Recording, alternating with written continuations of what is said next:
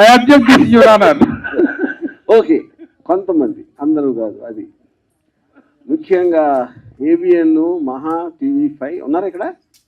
Thank you.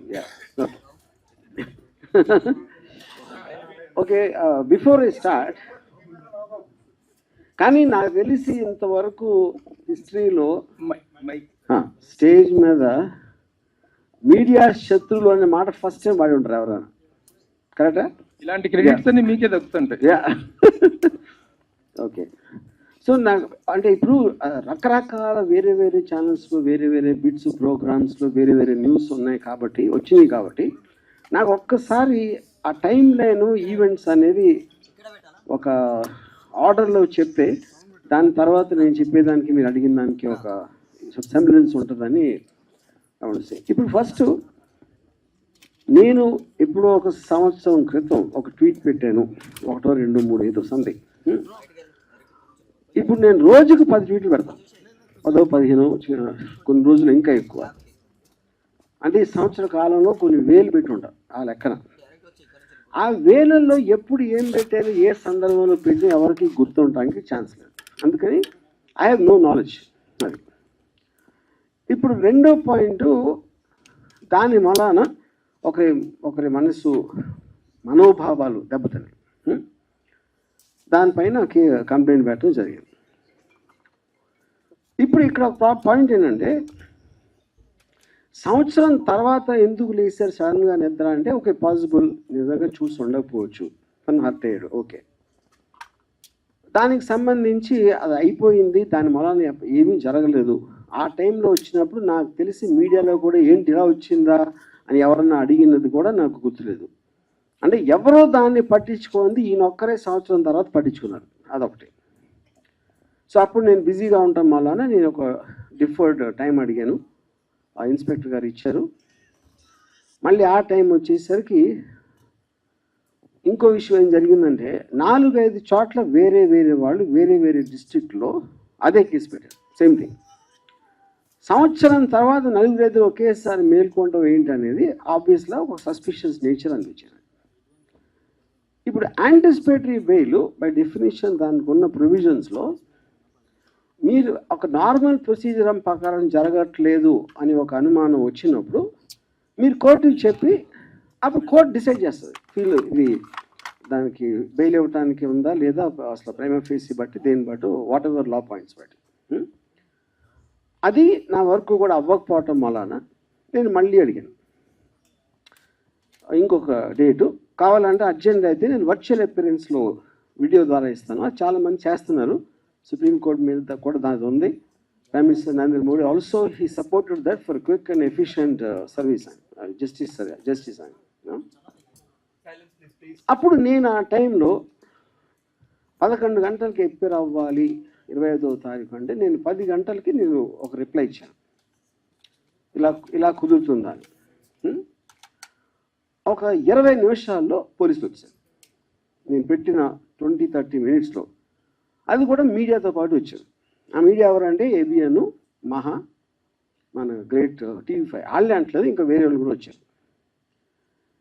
ఆ టైంలో నేను లేను 10లో. అది కొంచెం సేపు ఉండి ఒక మేబీ 2-3 అవర్స్ అలానే వెళ్ళిపోయారు. ఇంతకు తప్ప ఇంకేమీ జరగలేదు. ఇది 25th ఎప్పుడైతే ఇది స్టార్ట్ అయిందో ఓపెనింగ్ సీక్వెన్స్ ఇది. మిగతా సినిమా అంతా మీడియా తీశారు.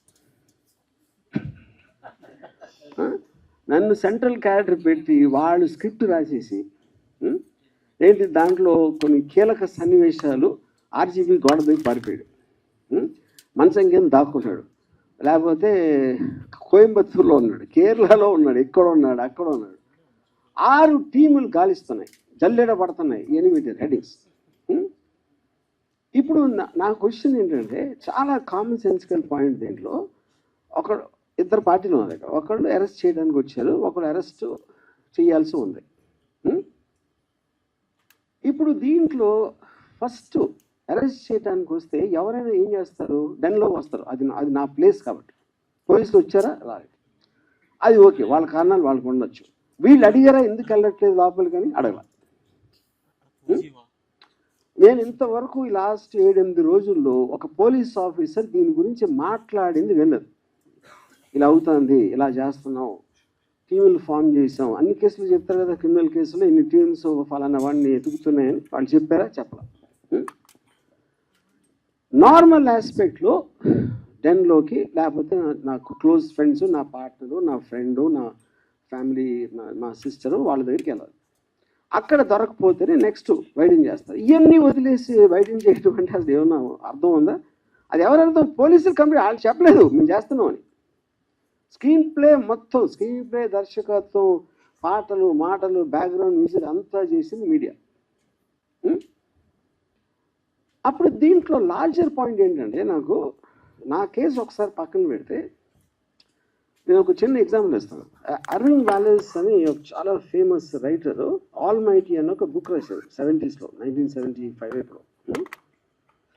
అదేంటంటే న్యూస్ పేపర్ ఇండస్ట్రీలో పర్టికులర్ న్యూస్ పేపర్ ఓనర్ తను అన్ని పేపర్లకు ఒకే న్యూస్ వస్తాయి కదా, మన న్యూస్లో స్పెషాలిటీ ఉంటుంది, మన పేపర్లో ఒక యూనిక్నెస్ అనేది లేకపోతే మన ఎందుకు ఎక్కువ కొంటారు అని ఒక ఆలోచనతోటి మన దగ్గరే ఉండాలి ఆ న్యూస్. అప్పుడు ఎలా అవుతాయి? మన దగ్గరే మనమే సృష్టించాలి అని ఇన్సిడెంట్లు క్రియేట్ చేసి ఆ ఒక్క పేపర్లోనే ఇన్సిడెంట్లు వచ్చాయి. ఇన్సిడెంట్ క్రియేట్ చేసింది కూడా ఇతనే. అది దీన్ని బేస్ చేసి అంతిమ తీర్పు అలాంటి కొన్ని సినిమాలు కూడా వచ్చినాయి ఆ టైంలో, ఆల్ మైటీ బుక్ బేస్ చేసి. కానీ ఇప్పుడు ఒక ఎక్స్ట్రాడినరీ అడ్వాన్స్మెంట్ ఏమైపోయిందంటే న్యూస్ సృష్టించగల ఉన్న న్యూస్ని మీరు వేరేగా చూపించారు. అది మనం ఇప్పుడు డెవలప్మెంట్ అయ్యింది అది. సో దానికి ఎగ్జాంపుల్ ఇందాక ఇచ్చాను అది. ఇప్పుడు కమింగ్ టు ద కేస్, ఇప్పుడు ఇది నా ఒక్కటిదే కాకుండా ఐ ఫీల్ ఇప్పుడు లా అనేది ఎప్పుడో సంవత్సరాల క్రితం ఎప్పుడు చేస్తారు. లాకి టెక్నాలజికల్ అడ్వాన్స్మెంట్కి, సోషల్ అడ్వాన్స్మెంట్కి ఆల్వేస్ ఒక చిన్న గ్యాప్ ఉంటుంది. ఆ గ్యాప్ ఎందుకు ఉంటుందంటే మీరు సృష్టించినప్పుడు ఉన్న కండిషన్స్, టెక్నాలజీ వేరవ్వచ్చు. ఇప్పుడు అది మారిపోయింది కాబట్టి దాన్ని ఎలా కవర్ చేస్తుందని ఒక వేగ్నెస్ వచ్చేస్తుంది లాలో. సైబర్ దాంట్లో అది ప్రాబ్లం. సోషల్ మీడియా ఎప్పుడు వచ్చింది, లేకపోతే లైవ్ స్ట్రీమింగ్ ఇలాంటివి వచ్చినప్పుడు ఏ విధంగా దాన్ని ఎనాక్ట్ చేయడం అనేది చాలా కష్టమైపోతుంది. అది చెప్తాం. అప్పుడు ఎవరి దృష్టిలో ఇప్పుడు టూ మచ్ చేయకూడదు అని వింటాం మనం. అన్నాక వేరే వేరే సెన్సిబిలిటీస్ ఉంటాయి, వేరే ఆలోచన దృక్పథం ఉంటుంది, వేరే ఐక్యూ లెవెల్స్ ఉంటాయి, ఎడ్యుకేషన్ లెవెల్ వేరు ఉంటుంది. అప్పుడు అందరికీ కామెంట్ చేసి ఇది టూ మచ్, అది 3 మచ్ అని చెప్తారు. ఇప్పుడు ఉదాహరణకి నేను 2 days బ్యాక్ ఒక మీమ్ పెట్టాను. డొనాల్డ్ ట్రంప్ కమలా హ్యారిస్కి షాపింగ్ చేస్తాడు, గుండె చేస్తాడు. అది నాకేమనిపించింది, నాకు వచ్చినప్పుడు ఆర్టిఫిషియల్ ఇంటెలిజెన్స్ జనరేటెడ్ ఇది ఎంత ఘోరంగా ఓడగొట్టాడు ఎలక్షన్లో అనేది దానికి ఒక ఆర్టిస్టిక్, ఒక కామికల్, క్యారికేచరిస్ ఎక్స్ప్రెషన్. ఇది నేను ట్విట్టర్లో పెడితే ఒకడు ఏంట్రా డొనాల్డ్ ట్రంప్ మనోడు అంటున్నావు నువ్వు అంటాడు ఒకడు. ఇంకోడేమో అంటే స్త్రీ జాతి అంటే అంత నీచమైపోయిందా, స్త్రీకి గుండు కొట్టిస్తున్నావా అంటాడు ఒకడు.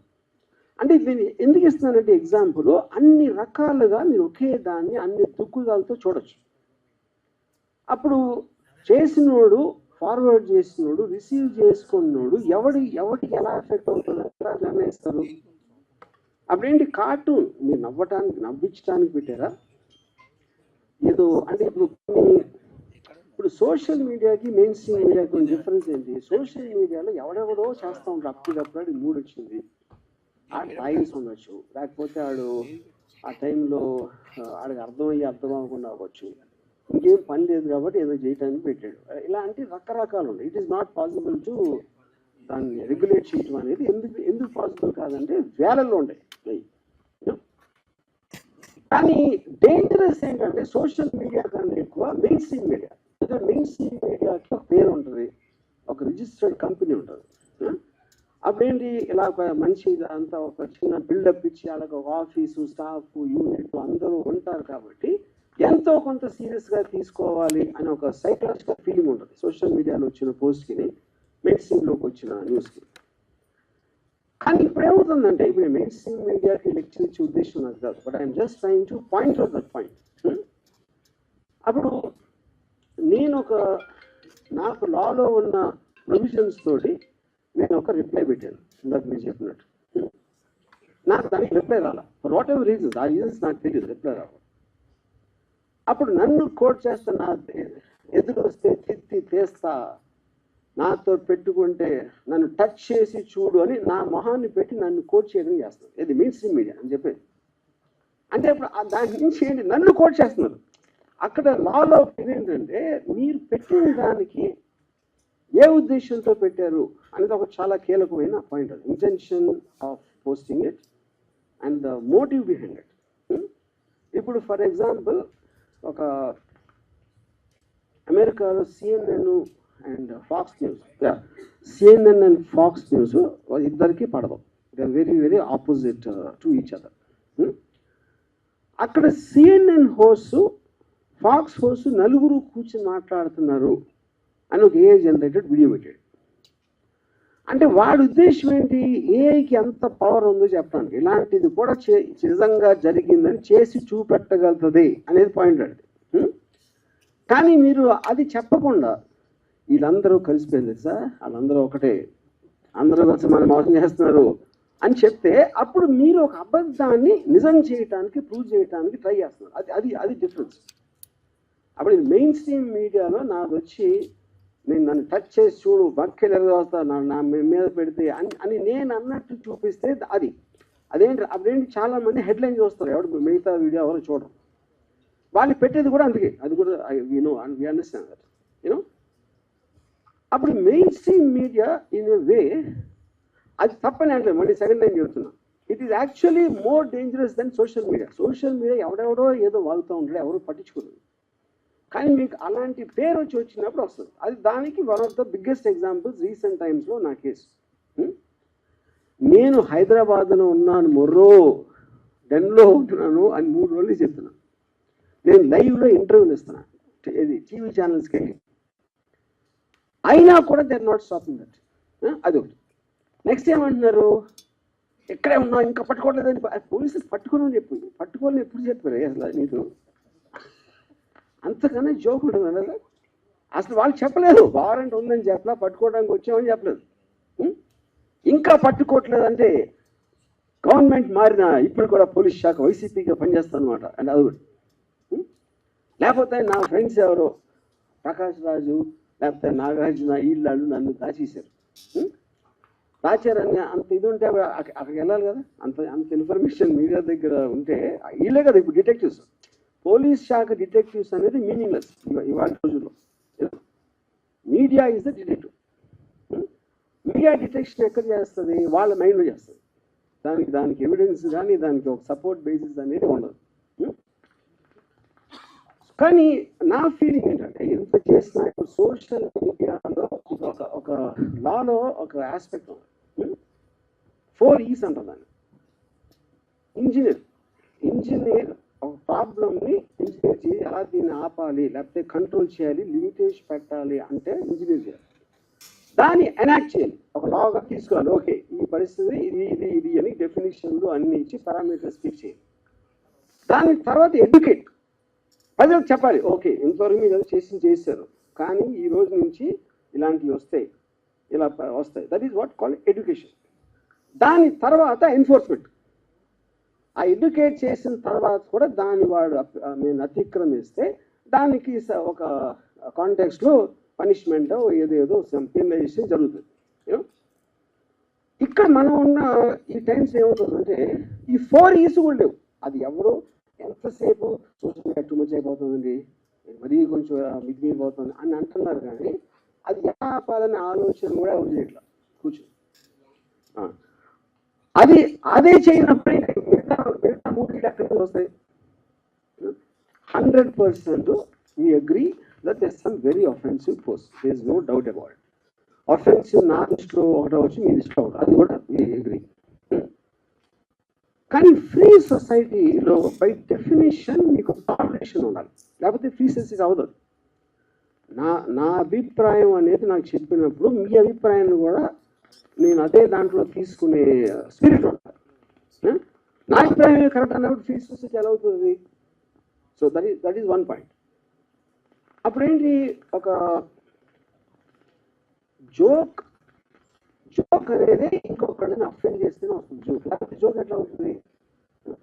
పొద్దున్న లేస్తే కార్టూన్ చూశాను, అది ఈనాడా ఎక్కడైనా సరే, కార్టూన్ అనేది ఇంకొకరిని గేలి చేయకుండా, ఇంకొకరితో గురించి వ్యంగ్యంగా మాట్లాడకుండా, ఇంకొకరి గురించి స్ట్రాంగ్గా మాట్లాడకుండా ఉంటే కార్టూన్ అనేది ఎగ్జిస్టెన్స్ లేదు ఫస్ట్. ఇప్పుడు చాలా పాత రోజుల్లో 60s, 70s జార్జ్ వెల్ అని ఒక చాలా famous writer, is a Pulitzer prize winner, Animal Farm అని ఒక బుక్ రాశాడు. దాంట్లో తన దేశంలో కమ్యూనిజంకి డెమోక్రసీకి ఉన్న డిఫరెన్స్లో తను ఏం చెప్పాడంటే చేసేదారు మొత్తం అన్ని చోట్ల అందరూ, నేను చెప్పేది ఒకళ్ళిద్దరు కాదు. అప్పుడు వాటిని మీరు రిస్ట్రిక్ట్ చేయలేరు కాబట్టి ఇందాక చెప్పింది సీరియస్గా తీసుకోవట్లేదు. America is not able to control. మొత్తం 2024 ఎలక్షన్లో total thing was on memes. ఇప్పుడు డొనాల్డ్ ట్రంప్ ట్రయల్ జరుగుతుంటే ఆల్విన్ బ్రాగ్ అని attorney general of United states, Trump ఒక మీమ్ పెట్టాడు. ఆల్విన్ బ్రాగ్ ఉండి వెనకాల నుంచి బేస్బాల్ బ్యాట్ తోటి తల మీద కొడుతున్నట్టు పెట్టాడు. ఏది తన ఓన్ ట్విట్టర్లో. అది ఆ తర్వాత అమెరికన్ ప్రెసిడెంట్ అయిపోయాడు. అది వేరే విషయం. దాని తర్వాత సో ఇప్పుడు దీనికి ఒక చిన్న కనెక్షన్ ఏముంటుందంటే సినిమా సెన్సార్ బోర్డు ఎందుకు ఉంది? 1952 సినిమాటోగ్రాఫ్ యాక్ట్లో వాళ్ళు అప్పుడు ఫీల్ అయింది ఏంటంటే, ఒక powerful medium imagery, dialogue, video వీటితోటి బయటకు వస్తే అఫెండ్ అవ్వచ్చు అదవచ్చు అని ఇలాంటి అన్ని అనుకుని ప్రతిదీ ఒక బోర్డు చూసి డిసైడ్ చేసి సర్టిఫికేషన్ చేయాలి. సోషల్ మీడియా లేదు, ఇంటర్నెట్ లేదు, శాటిలైట్ టీవీ లేదు, ఏమీ లేనప్పుడు వచ్చిన యాక్టర్. అందుకని దీన్ని ఏం చేయాలో తెలియక దీన్ని వదిలేస్తున్నారు. ఓటీటీ లైవ్ చూపిస్తారు, లైవ్ స్ట్రీమ్లో బూతులు తిడుతూ ఉంటారు, పాలిటీషియన్స్ బూతులు తిడుతూ ఉంటారు, మెయిన్ స్ట్రీమ్ లివింగ్ రూమ్లో పిల్లలు ఉన్నప్పుడు. అది ఎందుకంటే మీకు సెకండ్ బై సెకండ్ వెళ్ళిపోతూ ఉంటే మీరు చెప్పేది బయటికి, దాన్ని ఎలా సెన్సార్ చేస్తారు? అప్పుడేదో అది చేసాం కాబట్టి ఇప్పటికీ సినిమాలు ఒక్కడానికి పరిమితం చేస్తారు సెన్సార్. అంటే లాస్ అనేవి అలా యాక్ట్ అవుతాయని చెప్పడం నేను ఆ దృష్టి తీసుకోవడానికి చెప్తున్నాను. సో అప్పుడు అది కంట్రోల్ ఎలా చేయాలి, అసలు చేయాలా వద్దా అనేది మేజర్ ఇష్యూ. ఇప్పుడు సపోజ్ ఇది నాకు జరగలేదు అనుకోండి, ఇది ఎవరికో జరిగింది అనుకోండి, నాకు తెలిసి నేను కూడా ఎంజాయ్ చేసేవాడిని. ఎవరో డైరెక్టర్ ఎక్స్ ఆడు ఉనికిపోతానంట, గోడ దూకిసాడంట, సిలోన్ పారిపోయాడంట అంటే I'm sure even I would have enjoyed that. ఎందుకు ఎంజాయ్ చేస్తాం అంటే మనిషి నైజంలోనే ఇంకొకటి ప్రాబ్లం ఉన్నప్పుడు మనకి డ్రామాటికలీ ఇంట్రెస్టింగ్గా ఉంటుంది అది వినటానికి. అందుకని మీకు ఎప్పుడు కూడా థంబ్ లైన్స్ అనేది నెగిటివ్ ఇష్యూస్లో వస్తాయి. నెగిటివ్ థంబ్ లైన్ ఉంటేనే ఓపెన్ చేస్తారు, లేకపోతే ఓపెన్ చేయడం దాన్ని ఫస్ట్. అప్పుడేంటి అదే ఫ్యాక్ట్ అని అనుకుని ఓకే అని అనుకోవచ్చు. ఎందుకంటే మీరు చేయలేని దాంతో మన కోవిడ్ వచ్చినప్పుడు సహజీవనం చేయాలని చెప్పారు కదా, అంతే. అప్పుడు అది ఇది అనుకుంటే అలా తీసుకుంటే అసలు ప్రాబ్లమే లేదు. So more or less this is what I want to say. I think నేను మరీ ఎక్కువ లెక్చర్ ఇస్తే ఐఎమ్ సారీ ఫర్ దట్. చెప్పాను కదా, ఇప్పుడు ఇంకేం చెప్పాలి?